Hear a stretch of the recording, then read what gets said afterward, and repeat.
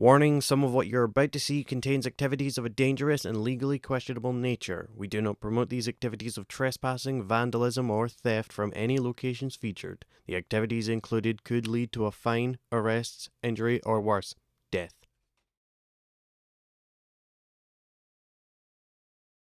There's another history to our world. A history that is slowly rotting away to weather, poor conditions, and constant disuse. They're not far from where we live, or work, or commute. We know of them, but we know little from the outside looking in. These abandoned buildings with a history that is slowly forgotten to time, with only a few still looking into them, seeing from their perspective, the inside, looking out, and pondering, what can this offer us today?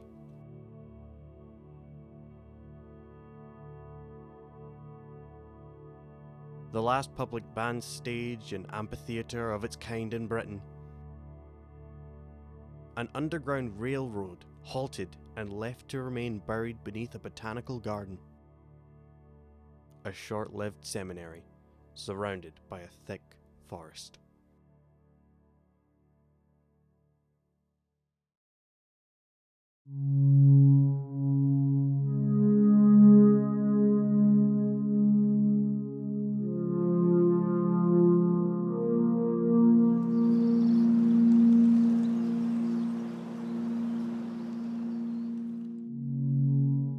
Just across from the centre of Kelvingrove Park is the Kelvingrove Bandstand and Amphitheatre. The stage was built in 1924. And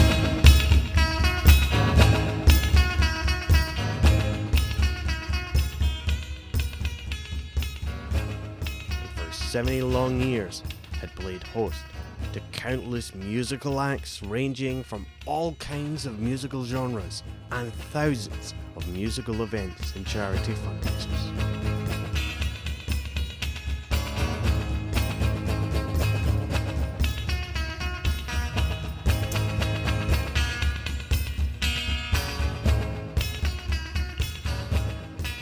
These activities continued until vandalism in 1995 saw it shut down and no longer in use.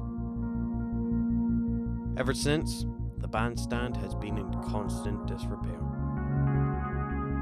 Its stage has collapsed and reveals the storage beneath, where old chairs that would help fill the surrounding seating area are rusted by the rain and wind.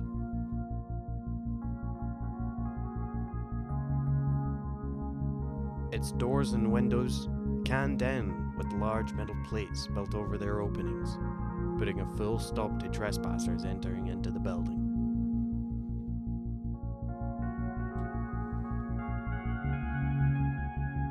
Across the way, much closer to the centre, are fully renovated locations: a duck pond, children's play area, and a skate park.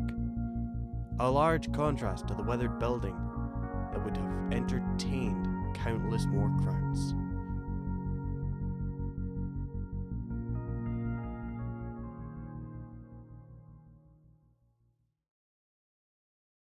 Underneath the Glasgow Botanical Gardens lays in wait a catacomb of architectural history. The Botanic Garden Station was an 1888 planning concept. The train line would begin from the main gates and exit at the Kirkleigh Station.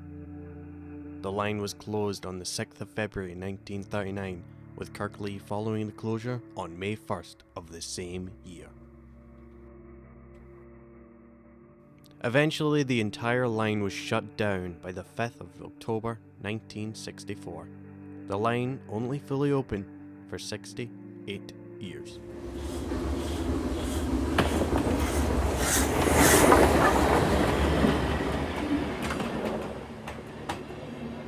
There was no way to enter inside the station beneath the gardens itself. The vents act like the only windows able to look within and see just mere glimpses of its sheer scale. Not far from the vents, an abandoned building, most likely the entrance and ticket office of the tracks.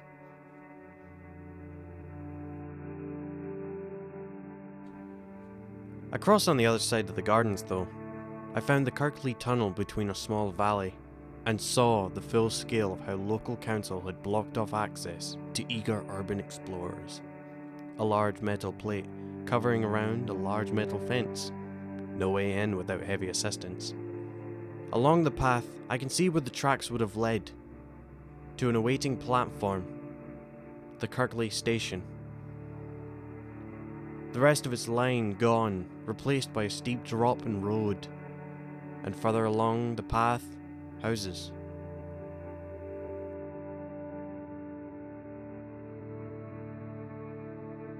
The true beauty is in the knowledge that as you wander the gardens above, a vacant catacomb of public transport remains beneath your feet.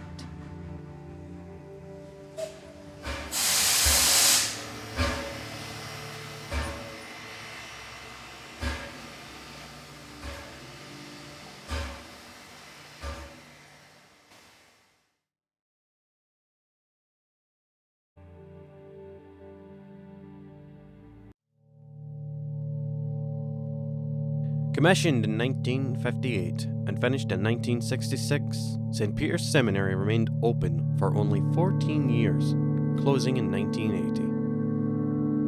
But its age goes further back to the first seminary that was in Beers Den, which horribly saw its end to a fire in 1946.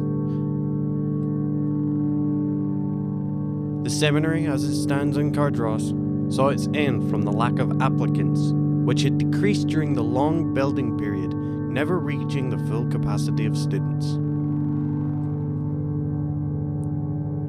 The building itself was under pressure, and a dispute between the owners and architects over the unique structure and its waterway entry saw much disrepair and many false listed.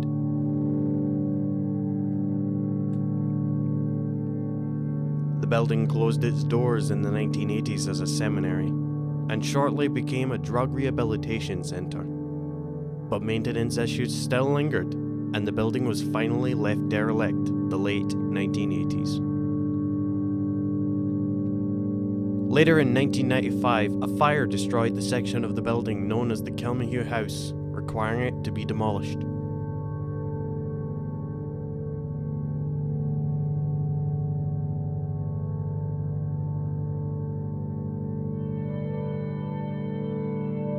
Such difficulties for an innovative building, and is left to combat the weather and the overgrown greenery. What can this still offer today? The answer is, interestingly enough, quite a bit. Its walls used as a surreal, hidden, but urban canvas for spray paint and graffiti art, being host to many visually stunning imagery.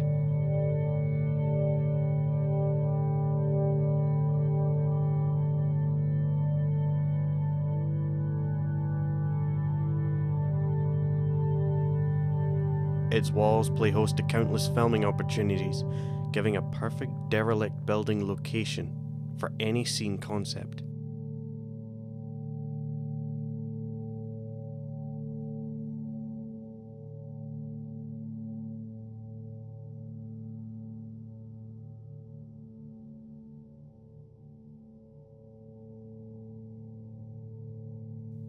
Its simple existence is enough to draw in many interested and inspired parties to come and see what was hailed as Scotland's greatest post-World War II building.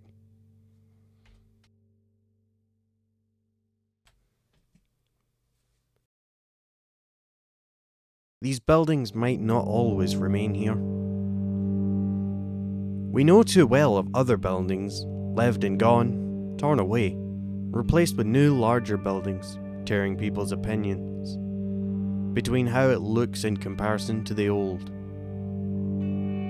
Though, for now, these buildings remain and offer to us a hope that a renovation can keep it alive and entertain new generations. History that we dare not tamper with, but better understand with urban explorers venturing inside. A fresh, new canvas, ready for our large ideas. and helping to spawn countless new plans. All of this and more between these quiet walls.